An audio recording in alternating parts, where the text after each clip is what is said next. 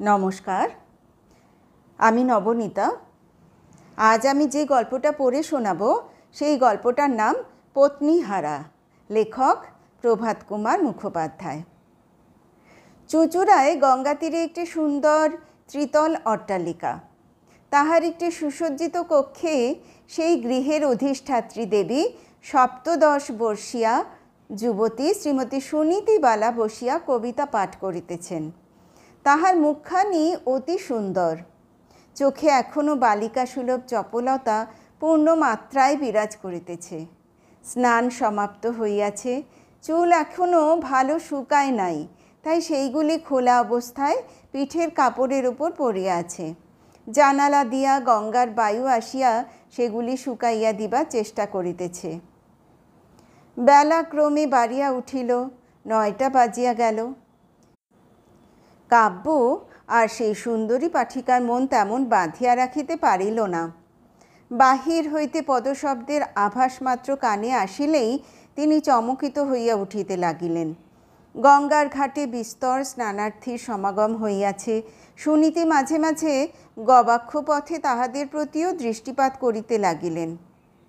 তাহার এই মানসিক চঞ্চলতা শীঘ্রই বিদরিত হইল। একখানি দৈনিক সংবাদপত্র হাতে করিয়া সহাস্য মুখে সুনীতির স্বামী প্রবেশ করিলেন। সুনীতির স্বামীটি সম্পূর্ণভাবে সুনীতির উপযুক্ত। বিধাতা যজ্ঞকে যজ্ঞের সহিতই যোজনা করিয়াছেন।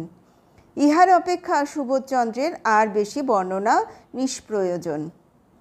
কবিতা পুস্তকখানি পার্শ্বস্থ টেবিলের উপর ফেলিয়া সুনীতি জিজ্ঞাসা করিল, অত হাসি কেন? সুবোধ হাসিয়া বলিল, সহ্য হয় না নাকি? না। কেন? তুমি বাইরে থেকে হাসতে হাসতে এসেছো, তা তো হবে না। আমার কাছে এসে আমাকে দেখে তবে তুমি হাসবে। তুমি কি শুধু ঘরে আছো? তুমি কি বাইরে নেই? সুনীতি হাসিয়া বলিল, আচ্ছা, পরাজয় স্বীকার করলাম। রাজন, তোমারই আমি অন্তরে বাহিরে। এখন ব্যাপারখানা কি বলো দেখি শুনি। দেখবে আবার শুনবে? চালাকি রাখো। কাগজে তোমার বইয়ের সুখ্যাতি বেরিয়েছে নাকি? আমার বউয়ের? কি জ্বালা তোমার কেতাবের গো মশাই, কেতাবের। তোমার ফুলহারে সুখ্যাতি করে কাগজে কেউ সমালোচনা করেছে বুঝি? যদি বলি তাই, তবে আমি রাগ করব। সুবোধ হাসিয়া বলিল, তবে তা নয়। তবে কি? আন্দাজ করো। সুনীতি তাহার সেই হাসিমাখা চক্ষু দুইটি উল্টাইয়া 2-3 বার ঢোক গিলিয়া শেষকালে বলিল, বুঝেছি। কি বলো দেখি? দুষ্টামির হাসি হাসিয়া সুনীতি বলিল, বলবো কেন? সুবোধ বলিল, না, তোমায় বলতেই হবে। সুনীতি চক্ষু ঘুরাইয়া বলিল, ইস, হুকুম নাকি? নয়তো কি? বটে। জানো না আমি রানী, তুমি মোর প্রজা। তবে তোমার সখীদের ডাকো, আমায় ফুলো পাশে বেঁধে ফেলুক, দুটো গান শুনিনি বলিয়া সুবোধ সুর করিয়া আরম্ভ করিল, যদি আসে তবে কেন যেতে চায়। সুনীতি রাগ করিয়া বলিল, রঙ্গ রাখো, কি হয়েছে বলো না। তুমি কি আন্দাজ করেছো সেইটা আগে বলো। সে আমি বলবো না, তুমি বলো, চাই নাই বলো। সুবোধ বলিল, না, সে আমি শুনবো না, তোমায় বলতেই হবে। সুনীতি মুখখানি গম্ভীর করিয়া বলিল, না, যদি না মেলে তবে তুমি ভারী হাসবে। হাসলামই বা? আমি যে ভারী অপ্রতিভ হয়ে যাব। হলেই বা? আমার চোখ যে ছলছল করবে। তোমার চোখে একটি ওষুধ দিয়ে সে ছলছল ভাব ভালো করে দেব। এই বলিয়া সুবোধ স্নেহভরে প্রিয়তমার চক্ষু দুটিতে 2টি চুম্বন মুদ্রিত করিল। সুনীতি বলিল, এ কি, রোগ না হতেই ওষুধ? সুবোধ হাসিয়া উত্তর করিল, prevention is better than cure. Suniti অল্প ইংরাজি জানিত। সুনীতি বলিল, ধন্যবাদ ডাক্তার মশাই। শুধু ধন্যবাদে ডাক্তার সন্তুষ্ট হয় না, ভিজিট চাই বলিয়া ডাক্তার মহাশয় রোগিণীর ওষ্ঠাধর হইতে ভিজিট আদায় করিয়া লইলেন। তখন সুবোধ সুনীতির স্কন্ধে হস্তযুগল অর্পণ করিয়া বলিল, আন্দাজটা তুমি কি করেছো বলো সত্যি, আমার ভারী কৌতূহল হচ্ছে। সুনীতি বলিল, বিলক্ষণ, নিজের কথা যা বলবার আছে তা বলবেন না, আমায় খালি খালি জেরা করবেন, ভারী মজার লোক তো। তুমি বলো আর না বলো, আমি সে কথা বলছি নে।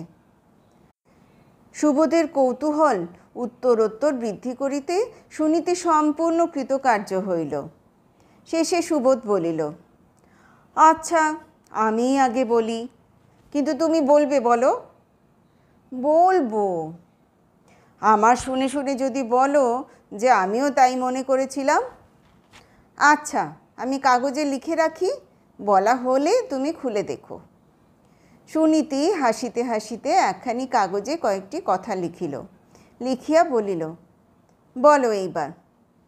সুবোধ বলিল, আজ সন্ধেবেলা বহুকাল পরে আবার স্টারে চন্দ্রশেখর, অনেক দিন থেকে তোমার চন্দ্রশেখর অভিনয় দেখবার স্বাদ, আজ দুজনে যাই চলো। শুনিয়া সুনীতি ভারী খুশি, লিখিত কাগজখানি হাতে লইয়া মাথা দুলাইয়া বলিল, আচ্ছা এতে কি লিখেছি একবার তুমি আন্দাজ করো। বাহ, সে কথা তো ছিল না। নাই বা ছিল, তবু বলো না। আমি যদি আন্দাজ করি, তবে কি আন্দাজ করলাম সেটা ফের তোমায় আন্দাজ করে বলতে হবে কিন্তু। বেশ, আমিও তোমায় আবার সেটা আন্দাজ করাবো, তাহলে আন্দাজ করতে করতে চিরটা জীবন কেটে যাক আর কি। আচ্ছা, তুমি আমায় যেরকম খুশি করেছো, তোমাকে আর কষ্ট দেওয়া উচিত নয়, এই দেখো। সুবোধ কাগজ খুলিল, তাহাতে লেখা আছে, হিজিবিজি কি লিখি ছাই, আমি তো কিছুই আন্দাজ করিতে পারিতেছি না। তোমার মনে কৌতূহল সঞ্চার করিবার চেষ্টা করিতেছি মাত্র। পড়িয়া সুবোধ হাসিয়া উঠিল, বলিল, তুমি ভারী দুষ্টু। কি সাজা দেবে? সাজা দেব? সাজা দিয়েছি, আসল কথা এখনো বলিনি, তোমাকে মেম সাজাবো। সে আবার কি? সুবোধ বলিল, না সত্যি, অনেক দিন থেকে আমার স্বাদ, মেমের পোশাকে তোমাকে দেখব কেমন দেখায়। তোমার জন্য একটা পোশাক আনিয়ে রেখেছি, থিয়েটারে যাব, দুজনে আলাদা আলাদা বসে দেখলে কি সুখ হয়, বক্স রিজার্ভ করে দুজনে একত্র বসতে হবে। পোড়া বাঙালির পরিচ্ছদে তো সে হবার জো নেই, দুজনে সাহেব মেম সেজে যাই চলো। সুনীতি বলিল, সর্বনাশ, সে আমি পারবো না, হাজার লোকের সম্মুখে কি আমি বেরোতে পারি? ছদ্মবেশে আর লজ্জা কি? যে তোমাকে দেখবে সে তো আর তোমাকে তুমি বলে চিনতে পারবে না, তোমাকে সকলে খাঁটি বিলিতি মেম মনে করবে, আমাকে বরং ট্যাশ ফিরিঙ্গির মতো দেখাবে। সাহেবেরা হিংসেতে ফেটে মরবে আর ভাববে বিধাতা বানর গলে দিল মতিম হার। সুনীতি বলিল, যাও যাও, ভারী ঠাট্টা শিখেছ, তোমার আর পাগলামি করতে হবে না, সেসব হবে টবে না। অনেক মিনতি, অনেক সাধাসাধি, অনেক মান অভিমানের পর সুনীতি বলিল, আচ্ছা ঘরে পড়ে দেখি কেমন দেখায়, তারপরে বলবো। আহারাদির পর সুবোধ 2টা তোরঙ্গ শয়নকক্ষে আনাইয়া লইল। সেই 2টার ভিতর সুনীতি ও সুবোধের সাহেবী পরিচ্ছদ আছে। সুনীতি বলিল, তুমি আগে সাহেব সাজো। সুবোধ বলিল, আমার সাহেবী বেশ তুমি কখনো দেখোনি নাকি? সুনীতি বলিল, না, তবু সাজো, দেখে আমার ভরসা হোক। সুবোধ সাহেব সাজিল। এইবার সুনীতির পালা। সুনীতি অনেক মেম দেখিয়াছিল বটে, এবং মেম শিক্ষয়িত্রীর কাছে কিছুদিন লেখাপড়াও শিখিয়াছিল, কিন্তু কোথায় কি পড়িতে হয় তাহা অত লক্ষ্য করে নাই। যাহা হোক, তথাপি পাশের ঘরে গিয়া আন্দাজে একরকম করিয়া পড়িয়া আসিল। যা কিছু ভুলচুক ছিল সুবোধও আন্দাজে সংশোধন করিয়া দিল। সুনীতির শয্যা সম্পূর্ণ হইলে সুবোধ সসম্ভ্রমে তাহাকে বলিল, গুড মর্নিং মেম সাহেব। সুনীতি হাসিয়া আকুল, সেও বলিল, গুড মর্নিং সাহেব। তাহার পর দুইজনে দর্পণের সম্মুখে গিয়া দাঁড়াইল। সোনার হল করা ফ্রেমে আটা প্রশস্ত মুকুর ভিত্তি গাত্রে লম্বিত ছিল। তাহাতে সুনীতির প্রতিবিম্ব দেখিয়া সুবোধ হা হা করিয়া হাসিয়া উঠিল। সুনীতিও হি হি করিয়া তাহার সহিত যোগ দিল। মানুষকে যেমন ভূতে পায়, আজ সকালে তেমনি এই দুইটা প্রাণীকে যেন হাসিতে পাইয়াছে। সুনীতি হাসিয়া হাসিয়া বলিল, এই বেশি আমি বাইরে যেতে পারবো না, তুমি যাই বলো, জি চাকরেরাই বা কী মনে করবে? সুবোধ বলিল, এক কাজ করা যাবে, বাড়ি থেকে শাড়ি পরে বেরুবে, ট্রেনে পোশাক বদলে নিলেই হবে, একটা কামরা রিজার্ভ করে নেব এখন। সুনীতি বলিল, সে পরামর্শ মন্দ নয়, কিন্তু আমার ভারী লজ্জা করছে, কাজ নেই আমার থিয়েটারে গিয়ে, যেমন আছি তেমনি থাকি। সুবোধ স্ত্রীর চিবুক ধরিয়া আদর করিয়া বলিল, আমার এতদিনের স্বাদ তুমি পূর্ণ করবে না? 2 ঘণ্টা পর হুগলি স্টেশনে আসিয়া সুনীতি ও সুবোধ রিজার্ভ করা 2nd ক্লাস কক্ষে আরোহণ করিল। গাড়ি ছাড়িয়া দিল। সুবোধ গৃহ হইতেই সাহেবী পোশাক পরিয়া আসিয়াছিল। গাড়ি ছাড়িবা মাত্র সুনীতিকে সে স্বহস্তে বিবি সাজাইয়া দিল। কেবল জুতার লেস সুনীতি নিজে বাঁধিল, সুবোধকে কিছুতেই বাঁধিতে দিল না।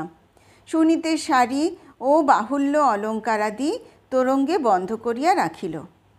সেখানা প্যাসেঞ্জার গাড়ি, প্রত্যেক স্টেশনে থামিয়া থামিয়া চলিতেছে। গাড়ি ছাড়িয়া দিলে সুনীতি স্বামীর পাশে বসিয়া বাহিরের দৃশ্য অবলোকন করে, স্টেশনের নিকটবর্তী হইলেই পালাইয়া ও কোণে গিয়া বসে। সুবোধ কিছুতেই তাহাকে ধরিয়া রাখিতে পারে না। গাড়ির ছাদে যেখানে লণ্ঠনের গহ্বর, সেখানে চারিপাশে 4খানা আরশির টুকরা আটা আছে। সেই আরশিতে সুনীতি নিজের প্রতিবিম্ব দেখে আর সুবোধের পানে চাহিয়া ফিক ফিক করিয়া হাসে। একবার বলে, খুব সং সাজালে যা হোক, মা গো, এত তোমার আসে? যখন হাওড়ায় আসিয়া গাড়ি থামিল, তখন ঠিক সন্ধ্যা হইয়াছে। 8 ঘণ্টার মধ্যে থিয়েটার আরম্ভ হইবে। সুবোধ সুনীতির হাত ধরিয়া চলিল। একটা কুলি তোরঙ্গটা মাথায় লইয়া অগ্রসর হইল। সুবোধ সুনীতির পানে চাহে আর হাসে। সুনীতির কপালে ঘর্ম, মুখ লাল হইয়া উঠিয়াছে। ছেলেবেলায় যা জুতা পায়ে দিয়াছিল, জুতা পায়ে দিয়া চলিতে পারিবে কেন? 2 পা 3 পা চলিয়াই হোঁচট খাইয়া পড়িবার উপক্রম করিতেছে। সুবোধ গাড়ি ভাড়া করিল। গাড়োয়ান জিজ্ঞাসা করিল, কোথায় যাইতে হইবে? সুবোধ বলিল, স্টার থিয়েটার, হাতিবাগান। সুনীতিকে গাড়িতে তুলিয়া দিয়া সুবোধ বাহিরে দাঁড়াইয়াই তাহাকে বলিল, তোরঙ্গটা সঙ্গে নিয়ে গিয়ে আর কি হবে? থিয়েটারের বাইরে গাড়িতে পড়ে থাকবে, যদি কেউ উঠিয়ে নিয়ে যায়, কিংবা গাড়োয়ানও নিয়ে চম্পট দিতে পারে। ভেতরে ঢের জিনিস রয়েছে, স্টেশন মাস্টারের জিম্মায় রেখে আসি। সুনীতি সম্মতিসূচক ঘাড় নাড়িল। সুবোধ কুলিটাকে লইয়া প্রস্থান করিল। সুবোধকে চলিয়া যাইতে দেখিয়া গাড়োয়ান হাঁকিয়া জিজ্ঞাসা করিল, কাহা জানে হোগা হুজুর? সুবোধ মুখ ফিরাইয়া বলিল, হাতিবাগান স্টার থিয়েটার। সুবোধ গিয়া স্টেশন মাস্টারের সন্ধান করিল। স্টেশন মাস্টার নাই। কিয়ৎক্ষণ অপেক্ষা করিতেই স্টেশন মাস্টার আসিল। সে বলিল, প্যাসেঞ্জারগণের জিনিসপত্র আমি রাখি না, হেড পার্সেল ক্লার্কের কাছে যান, 4 আনা ফি লাগিবে, রসিদ পাইবেন। সুতরাং সুবোধ হেড পার্সেল ক্লার্কের সন্ধানে চলিল। অনেক কষ্টে তবে তাহাকে আবিষ্কার করিতে সমর্থ হইল। তিনি একটি বাঙালি বাবু, চক্ষু দেখিলে মনে হয় বিলক্ষণ অহিফেন সেবন করা অভ্যেস আছে। অত্যন্ত ধীরভাবে সেই ব্যক্তি সুবোধের প্রস্তাব শ্রবণ করিল। শেষে বলিল, 4 আনা লাগিবে, এই বলিয়া রসিদের বহি বাহির করিল। পেন্সিলটা খুঁজিতে কিয়ৎক্ষণ গেল। পেন্সিল যদি বা মিলিল, তবে কার্বন কাগজ আর পাওয়া যায় না। এ দেরাজ সে দেরাজ, এই আলমারি সে আলমারি, বহু অনুসন্ধানেও যখন কার্বন কাগজ পাওয়া গেল না, তখন সুবোধ বলিল, মহাশয়, আমার সময় নাই, না হয় হাতেই লিখিয়া দেন না। সুবোধের অঙ্গে ইংরাজ বেশ ছিল, সুতরাং অনুরোধটা উপেক্ষিত হইল না। রসিদ লইয়া কুলিকে বিদায় দিয়া সুবোধ তাড়াতাড়ি গাড়ির কাছে ছুটিয়া গেল। গিয়া দেখিল যেখানে সুনীতির গাড়ি ছিল সেখানে নাই। মুহূর্তের মধ্যে পৃথিবীখানা বিদ্যুন্মণ্ডিত বলিয়া মনে হইল। কিন্তু সুবোধ তৎক্ষণাৎ আত্মসম্বরণ করিয়া ভাবিল, এইখানে কোথাও গাড়ি নিশ্চয়ই সরিয়া গিয়া দাঁড়াইয়াছে। স্টেশনের অঙ্গনে তখনও বহু সংখ্যক গাড়ি দণ্ডায়মান। সুবোধ প্রত্যেক গাড়ির কাছে গিয়া উঁকি মারিয়া দেখিতে লাগিল। সেই গাড়ির নম্বরটা কেন দেখিয়া রাখে নাই, কেন এমন মূর্খতা করিল, এই ভাবিয়া নিজ বুদ্ধিকে অত্যন্ত ধিক্কার দিতে লাগিল। কিন্তু অনুশোচনার সময় নাই। ক্রমেই অন্ধকার বাড়িতেছে, একে একে গাড়িগুলিও বাহির হইয়া যাইতেছে। সহসা একটা কথা সুবোধের মনে হইল। যখন গাড়োয়ান জিজ্ঞাসা করিয়াছিল কোথায় যাইতে হইবে, তখন সে বলিয়াছিল স্টার থিয়েটার। গাড়োয়ান সুনীতিকে লইয়া যদি স্টারে উপস্থিত হইয়া থাকে। এই কথাটা মনে হইবা মাত্র সুবোধ একখানা গাড়ি ভাড়া করিয়া স্টার থিয়েটারে ছুটিল। গাড়িতে বসিয়া ভাবিতে লাগিল, নিশ্চয়ই তাহাই হইয়াছে। সে যখন কুলি সঙ্গে করিয়া স্টেশন মাস্টারের নিকট বাক্স রাখিতে গেল, তখন তো গাড়োয়ানকে অপেক্ষা করিতে বলিয়া যায় নাই। মেম সাহেবরা একাকীও ভ্রমণ করিয়া থাকেন। গাড়োয়ান কোনো সন্দেহ না করিয়া আপন মনে হাঁকাইয়া গিয়াছে আর কি। সুনীতি কি আর মুখ বাড়াইয়া চিৎকার করিয়া তাহাকে নিষেধ করিতে পারিয়াছে? এই ঘটনায় সে ভয়ে বিস্ময়ে ভ্যাবা গঙ্গারাম হইয়া গাড়ির ভিতর বসিয়া কাঁপিতেছে, হয়তো কাঁদিতেছে, নয়তো মূর্ছা গিয়াছে। স্টার থিয়েটারের সম্মুখে গাড়ি পৌঁছিল। মহা সমারোহে চন্দ্রশেখরের অভিনয় আরম্ভ হইয়াছে। জনতা অত্যন্ত অধিক। বহু লোক স্থানাভাবে টিকিট পাইতেছে না, ফিরিয়া যাইতেছে। সুবোধ লম্ফ দিয়া গাড়ি হইতে অবতরণ করিল। দণ্ডায়মান সমস্ত গাড়িগুলি একে একে অন্বেষণ করিল। কোনোখানিতে সুনীতি নাই। তাহার মাথা ঘুরিতে লাগিল। বুদ্ধিশুদ্ধি লোপ হইবার উপক্রম হইল।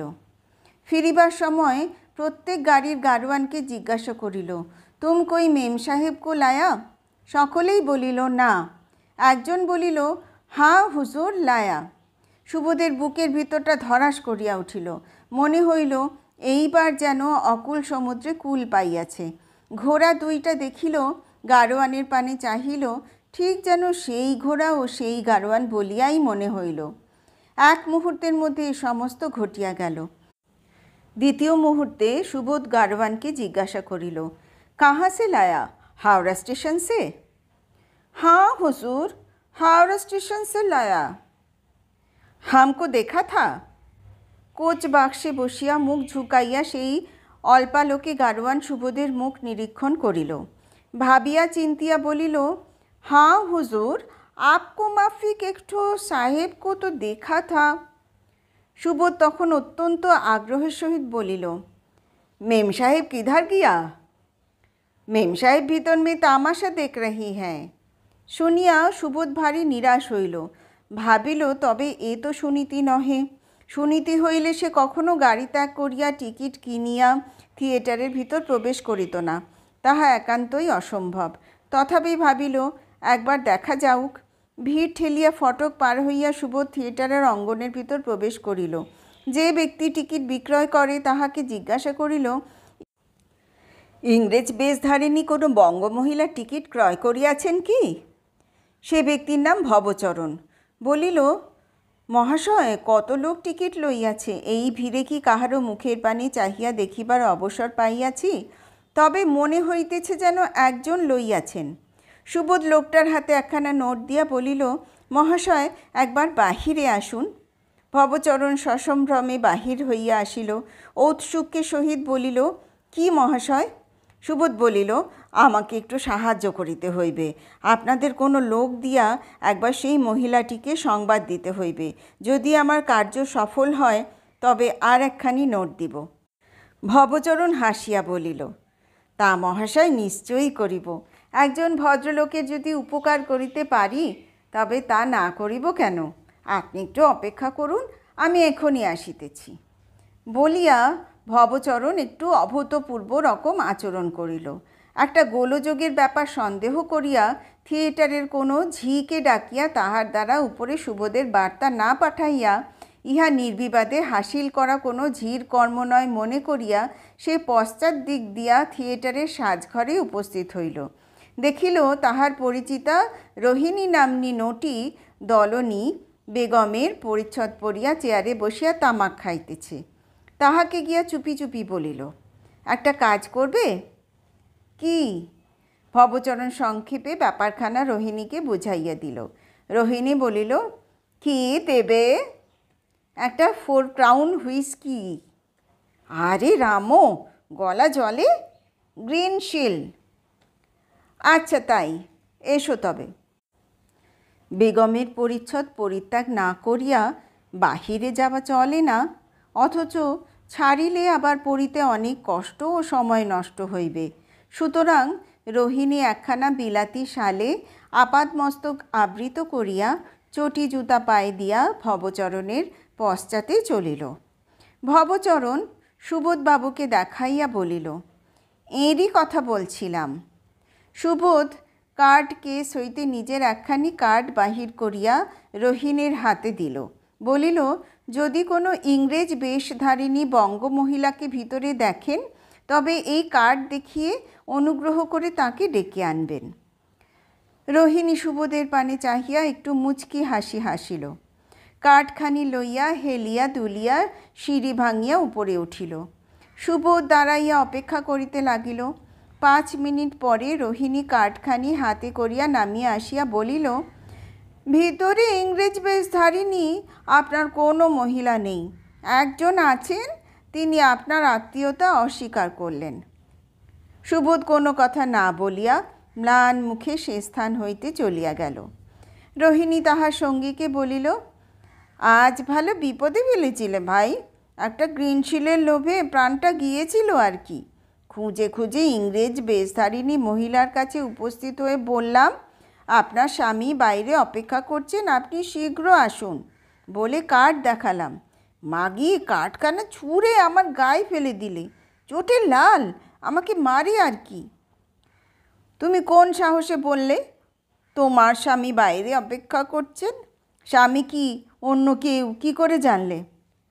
নিশ্চয়ই স্বামীই হবে, দেখছো না লোকটা মণিহারা ফণি হয়ে বেড়াচ্ছে। স্বাধীনতাওয়ালা আলোকপ্রাপ্ত লোক, স্ত্রীটি হারিয়ে বসে আছেন। অমৃত বোসকে বলবো এখন ভারী একটা মজার নতুন প্রহসন হবে। সুবোধ অঙ্গনের বাহিরে গিয়া কিয়ৎক্ষণ দাঁড়াইয়া ভাবিল, এমন বিপদে সে ইহজন্মে আর কখনো পড়ে নাই। একবার মনে হইতে লাগিল, এই সকল কি সত্য না স্বপ্ন দেখিতেছি? যদি ইহা স্বপ্ন হইয়া যায়, যদি ঘুম ভাঙিয়া উঠিয়া দেখি যে এসব কিছু নহে, সুনীতি আমার পার্শ্বে শয়ন করিয়া নিদ্রা যাইতেছে, তাহা হইলে কি সুখ, কি আনন্দ হয়। সুবোধের 2 চক্ষু জলপূর্ণ হইল। মনে মনে বলিল, সুনীতি কোথায় তুমি? কি অবস্থায় রহিয়াছ? কোন দস্যু হস্তে কি মহাবিপদে তুমি পতিত হইয়াছ? আমি তো কিছুই জানিতে পারিতেছি না। হাওড়া স্টেশনের প্ল্যাটফর্মে সুনীতির সেই লজ্জারক্তিম মুখখানি কেবলই সুবোধের মনে পড়িতে লাগিল। দীর্ঘ নিঃশ্বাস ফেলিয়া ভাবিল, হায় হায়, আমিই তোমার সর্বনাশ করিলাম। কিন্তু এমনভাবে কালক্ষেপ করিয়া কি ফল হইবে? সুবোধ মনে করিল, আর একবার হাওড়ায় গিয়া অনুসন্ধান করি, যদি সেই গাড়িখানা এতক্ষণ ফিরিয়া আসিয়া থাকে। যে গাড়ি সুবোধ হাওড়া হইতে ভাড়া করিয়া আসিয়াছিল তাহা এতক্ষণ অপেক্ষা করিতেছিল। সুবোধ তাহাতে আরোহণ করিয়া হাওড়ায় যাইতে কহিল। স্টেশনে পৌঁছিয়া সুবোধ দেখিল অঙ্গন বহু শকটে পরিপূর্ণ। পঞ্জাব ডাকগাড়ি ছাড়িবার সময় উপস্থিত। হতবুদ্ধির মতো সকল গাড়িগুলির কাছে একবার দাঁড়াইল, কেমন করিয়া সেই গাড়ি চিনিয়া বাহির করিবে। ডাকগাড়ি ছাড়িয়া গেল। সুবোধ একটা মতলব স্থির করিয়াছে। স্টেশন মাস্টারের কাছে গিয়া বলিল, মহাশয়, আপনার সমস্ত কুলিকে যদি দয়া করিয়া একত্র করেন তবে অত্যন্ত উপকৃত হই। বৈকালে ট্রেনে যে ব্যক্তি আমার তোরঙ্গ নামাইয়াছিল তাহাকে আমার বিশেষ প্রয়োজন। স্টেশন মাস্টার গম্ভীর মূর্তি ধারণ করিয়া বলিলেন, মহাশয়, জিআর পুলিশকে আবেদন করুন। চলিল সুবোধ রেলওয়ে পুলিশের দারোগার সন্ধানে। দারোগা সাহেব মুসলমান, চারপাই পাতিয়া নিদ্রার আয়োজন করিতেছিলেন। তাহার সমীপে সুবোধ উপস্থিত হইয়া আপনার আবেদন জানাইল। প্রথমে তো দারোগা সাহেব কথা কানেই তোলেন না। অবস্থা বুঝিয়া প্রাণের দায়ে সুবোধ তাহাকে কিঞ্চিৎ দক্ষিণান্ত করিল। তখন দারোগা সাহেব সতেজে উঠিয়া বসিলেন। রাইটার কনস্টেবলকে হুকুম দিলেন, বোলাও, সব কুলি লোগোকে বোলাও। পুলিশের হাঁক ডাকে স্টেশন প্রকম্পিত হইয়া উঠিল। দলে দলে বহু কুলি আসিয়া সুবোধের সম্মুখে দাঁড়াইল। ক্রমে যে ব্যক্তি সুবোধের তোরঙ্গ নামাইয়াছিল সে উপস্থিত হইল। সুবোধ তাহাকে চিনিল। জিজ্ঞাসা করিল, বিকালে ট্রেনে নামিয়া যে গাড়ি আমি ভাড়া করিয়াছিলাম সেই গাড়ির গাড়োয়ানকে তুমি চেনো কি? সে ব্যক্তি বলিল, চিনি বই কি হুজুর, তার নাম রহিম বক্স। রহিম বক্সের আড্ডা কোথায় জানো? জোড়াসাঁকো। সেখানে আমাকে লইয়া যাইতে পারো? ভালো করিয়া বকশিস দিব। বকশিসের নাম শুনিয়া কুলি পুঙ্গব অত্যন্ত উল্লসিত হইয়া বলিল, চলুন না হুজুর, এখনই যাইতেছি। কুলি সুবোধের সঙ্গে চলিল। পুলিশের সেই রাইটার কনস্টেবল অর্থাৎ মুন্সিজি সুবোধের সম্মুখে দাঁড়াইয়া তাহার মুখের পানে সহাস্য কটাক্ষপাত করিয়া বলিল, বাবু সাহেব। সুবোধ বলিল, বকশিস? সে ব্যক্তি গর্বিতভাবে বলিল, বাবুজি, আমি চাপরাশিও না, দারোয়ানও না যে বকশিস দিবেন, তবে পান খাইবার জন্য যদি কিছু দেন তো আলবৎ লইতে পারি। সুবোধ মনে মনে বলিল, বাধিত করিতে পারো। সুবোধের মন তখন অত্যন্ত উদ্ভ্রান্ত। টাকার প্রতি মায়া মমতা সম্পূর্ণভাবে তিরোহিত হইয়াছিল। ঠন করিয়া একটা টাকা ফেলিয়া দিল। টাকাটা কুড়াইয়া লইয়া মুন্সি বলিল, বন্দি কি বাবু সাহেব? কুলিকে সঙ্গে লইয়া গাড়ি করিয়া সুবোধ জোড়াসাঁকোর এক অন্ধকার গলিতে উপস্থিত হইল। পথে বরাবর শঙ্কা করিতে করিতে আসিয়াছিল হয়তো গাড়োয়ানের দেখা পাওয়া যাইবে না, কিন্তু সে আশঙ্কা অমূলক হইল। গাড়ি আছে, গাড়োয়ান পাশে খাটিয়ায় শুইয়া ঘুমাইতেছে। কুলি তাহাকে জাগাইল, রহিম, ও রহিম, ওঠ ওঠ। রহিম ঘুমের ঘোরে বলিল, আজ আর আমি ভাড়া যাব না, আজ দাও মেরে নিয়েছি। শুনিয়া সুবোধের মনটা ঝনাত করিয়া উঠিল। ভাবিল, কি অমঙ্গলের কথাই শুনিব না জানি।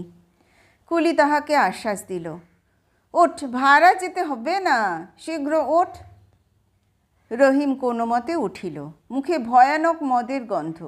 বিড়বিড় করিয়া কি বকিতে লাগিল কিছুই বোঝা গেল না। বকিতে বকিতে আবার ধপাস করিয়া খাটিয়ায় বসিয়া পড়িল। কুলি তখন গাড়ির জ্বলন্ত লণ্ঠনটা খুলিয়া আনিয়া সুবোধের মুখে আলোক ধরিল।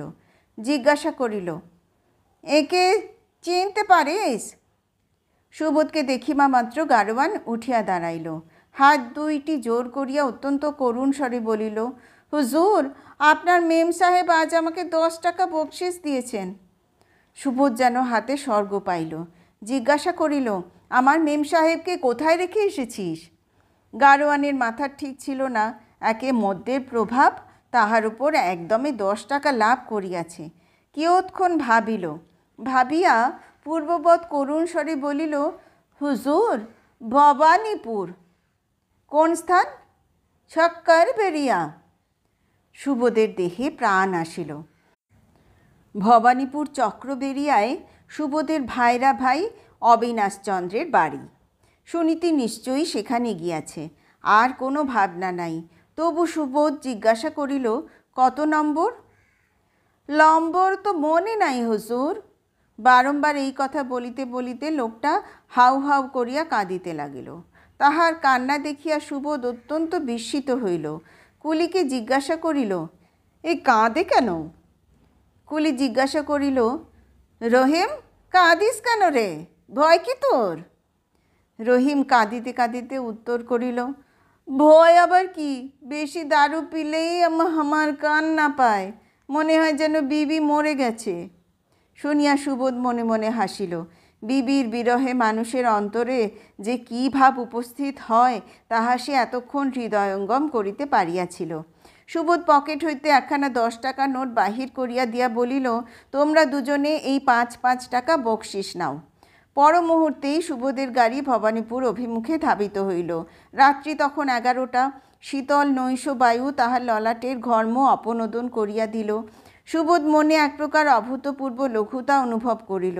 বারংবার অস্ফুট স্বরে বলিতে লাগিল, এ কি মুক্তি, এ কি পরিত্রাণ, কি আনন্দ হৃদয় মাঝারে। চক্রবেরিয়া রোডে অবিনাশচন্দ্রের বাড়ির সম্মুখে সুবোধের গাড়ি দাঁড়াইল। তাড়াতাড়ি গারোয়ানকে বিদায় করিয়া মুক্ত দুয়ারে বাটির ভিতর প্রবেশ করিল। একেবারে অবিনাশচন্দ্রের শয়নকক্ষে গিয়া উপস্থিত। কেরোসিনের ল্যাম্প মিটমিট করিয়া জ্বলিতেছে। অবিনাশচন্দ্র বিছানায় আর হইয়া শুইয়া। তাহাকে দেখিবা মাত্র সুবোধ রুদ্ধশ্বাসে জিজ্ঞাসা করিল, সুনীতি? অবিনাশচন্দ্র হাই তুলিয়া বলিলেন, সুনীতি কি? সুনীতি এসেছে? অবিনাশচন্দ্র আবার হাই তুলিয়া ধীরে ধীরে বলিলেন, কোথা থেকে নেশা করে এলে? বিভুল বকছ যে হে। সুবোধ হতাশ হইয়া নিকটস্থ চেয়ারে বসিয়া পড়িল। এই সময় তাহার শ্যালিকা সুমতি প্রবেশ করিলেন। সুবোধকে দেখিয়া হা হা করিয়া হাসিয়া জিজ্ঞাসা করিলেন, কি গো সাহেব, চন্দ্রশেখর অভিনয়টা কেমন দেখলে? অবিনাশচন্দ্র স্ত্রীকে ভৎসনা করিলেন, আচ্ছা পাগল, পেটে 1 মিনিট কথা থাকে না? আমি ভায়াকে একটু চানকি নিচ্ছিলুম। সুবোধ বলিল, খুব লোক যা হোক এইসব বিষয় নিয়ে ঠাট্টা তামাশা করে। মহা হাসি পড়িয়া গেল। সুমতি ও অবিনাশচন্দ্র উভয়ে মিলিয়া সুনীতির দুর্গতির ইতিহাসটা বিবৃত করিলেন। সুবোধ কুলির সঙ্গে স্টেশন মাস্টারের সন্ধানে প্রস্থান করিলেই গারোয়ান গাড়ি হাঁকাইয়া একেবারে স্টার থিয়েটারে হাজির। গাড়িও ছুটিল, সুনীতিও কান্না আরম্ভ করিয়া দিল। থিয়েটারের সম্মুখে গাড়ি দাঁড় করাইয়া গারোয়ান আসিয়া গাড়ির দরজা খুলিয়া দিল। গারোয়ানকে দেখিবা মাত্র সাহসে ভর করিয়া সুনীতি বলিল, চল আবার স্টেশনে চল, আমার স্বামীকে ফেলিয়া আসিলি কেন? গারোয়ান আবার হাওড়া স্টেশনে যায়। অনেক খুঁজিয়া সুবোধকে পাইল না। তখন কি ভাগ্যে সুনীতির বুদ্ধি যোগাইল, এখানকার ঠিকানা বলিয়া দিল। 10 টাকা বকশিস কবুল করিল। আমরা তো মেম সাহেবকে দেখিয়া চিনিতেই পারি না। শেষকালে সুমতি উপসংহার করিলেন, আহা মরি, কি ছিঁড়ি বেরিয়েছিল সে, বেশ আর সে অবস্থা দেখে হাসবো কি কাঁদবো ভেবে ঠিক করতে পারিনি। যদি থিয়েটারে বক্সে নিয়ে যাবারই স্বাদ, তবে অমন কিম্ভূত কিমাকার না সাজিয়ে পুজোর সময় শখ করে যে নতুন পোশাক তৈরি করিয়েছ তাই পরালেই তো হতো। সেও শাড়ি হোক, কিন্তু একালের ছাঁদের, কত সুন্দর। যেসব মেয়েরা বাইরে বেরোন তারা তো ওই পরে বেরোন, তারা তো আর গাউন পরতে যান না। এই বুদ্ধিটুকু তোমার ঘটে জোটেনি? সুবোধ মহা অপ্রতিভ হইয়া ভাবিল, তাই তো। বৃত্তান্ত শেষ হইলে সুমতি সুবোধকে ডাকিল, এখন এসো সাহেব মশাই, তোমার বিবির সঙ্গে দেখা করবে এসো। সে তো এসে অবধি জল গেলাসটি অবধি খায়নি, কেঁদে কেঁদে মরছে। এই এতক্ষণে ঘুমিয়ে পড়ল, তাকে ওঠাও গে, চলো, তোমার অবস্থাটা কি হয়েছিল বলবে এসো।